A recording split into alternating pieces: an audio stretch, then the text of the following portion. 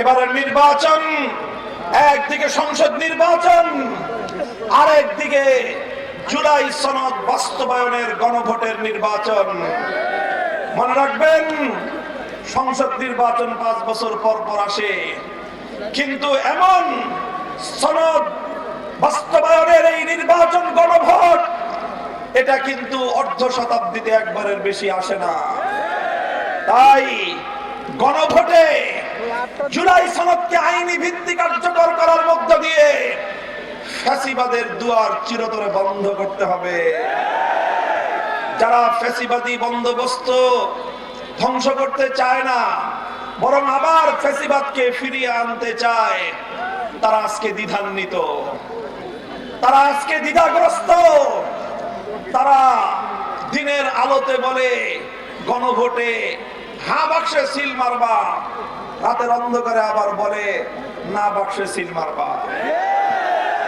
আমি আপনাদেরকে জিজ্ঞাসা করি, যারা প্রকাশ্যে এক কথা বলে আবার গোপনে আরেক কথা বলে, আপনাদের দেশে তাদেরকে কি বলা হয়? বাংলার মানুষ আর কোনদিন মুনাফিকের রাজনীতিতে আস্থা রাখতে পারে না। এদেশের মানুষকে অনেক ভৌতাবাজি হয়েছে, অনেক প্রতারণা হয়েছে। এবার রাজপথে আমরা সব ভৌতাবাজি মোকাবেলা করব। 12ই ফেব্রুয়ারি ব্যালটের মাধ্যমে মুনাফিককে চূড়ান্ত ভাবে আমরা বাংলা থেকে উৎখাত করে দেব ইনশাআল্লাহ।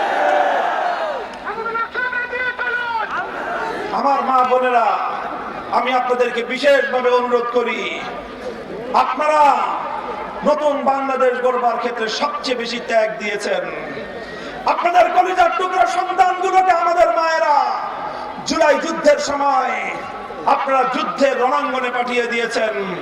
বলেছেন, আমার সন্তান তুমি যদি শহীদ হও, আমার এক দুলালের রক্ত দিয়ে লক্ষ মায়ের সন্তানরা মুক্তি পাবে। বাংলার সেই বীরাঙ্গনা মা জাতিকে আমি সালাম জানাই। আপনারা আগামীর বাংলাদেশ গড়বার জন্য, আপনাদের সন্তানদের রক্তকে সার্থক করবার জন্য ঘরে ঘরে যাবেন, মানুষকে বলবেন, বাংলাদেশের মানুষ, আলেম সমাজ, এদেশের ধর্মপ্রাণ মানুষ, এদেশের জুলাই বিপ্লবীরা, দেশ প্রেমিক শক্তি সকলে আজ ঐক্যবদ্ধ হয়েছে। কাজেই এই সুযোগ যদি হাতছাড়া করি আমরা, তাহলে আবার নতুন করে এমন আরেকটি সুযোগ তৈরি হতে বহুদিন সময় লেগে যাবে।